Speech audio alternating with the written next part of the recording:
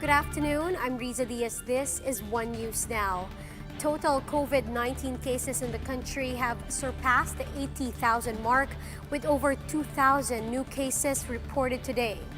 Data from the Health Department show that there are currently over 52,000 active cases in the country. 39 new casualties from the virus were also recorded, bringing the country's death toll to nearly 2,000. Now, some good news though, nearly 400 individuals have recovered from the virus. There are now over 26,000 recoveries as of today. Now, despite the warning from the government prohibiting mass gatherings for tomorrow's SONA, youth groups are determined to hold their own protest action in UP Diliman. Lynn Olivario is on the ground to give us the latest. Lynn, what can we expect for tomorrow? Riza, despite restrictions on protest actions for tomorrow's State of the Nation address, youth groups say they will not be silenced.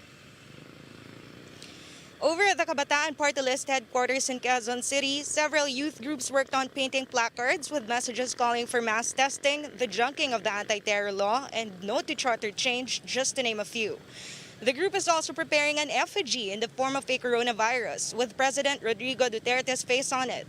Kabataan is also preparing to present the 4 reasons why they think President Duterte should step down from his post. The group listed his alleged corruption, anti-people policies, allegiance to China, and his so-called fascist regime. The youth group also noted other issues such as lack of concrete plans on the resumption of classes this year amid the pandemic. Raul Manuel, convener of the Youth Act Now Against Tyranny, says they've been getting individual reports of students who have resorted to selling nude photos just to be able to buy a laptop to allow them to participate in online learning. Meanwhile, the College Editors Guild of the Philippines expressed dismay over what they called a curtailment of press freedom in the non-renewal of ABS-CBN's franchise.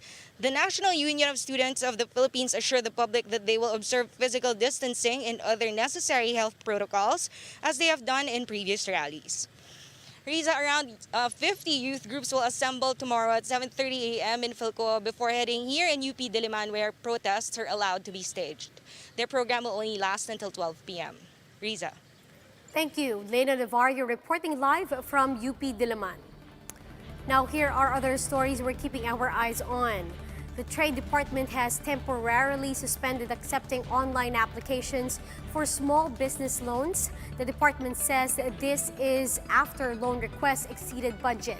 DTI says the suspension is only temporary until they are able to source new funding. The Bank of China expects the Philippine economy to recover in the fourth quarter after fallout in the first 3 months due to the COVID-19 pandemic. However, the government's economic cluster sees gross domestic product shrinking by as much as 3.4% this year, with a rebound set for 2021. And the Games and Amusements Board has given assurance that all 12 PBA teams can resume practice next week. The board says a joint administrative order detailing guidelines on the resumption of practice will be released tomorrow. For more updates, follow News 5, the Philippine Star, and Business World online. Visit our website, onenews.ph, for more in-depth analysis. You can also catch One News on Signal Play app. Register for a free account now at www.signalplay.com and stream One News live anytime, anywhere. I'm Riza Diaz. We are One News.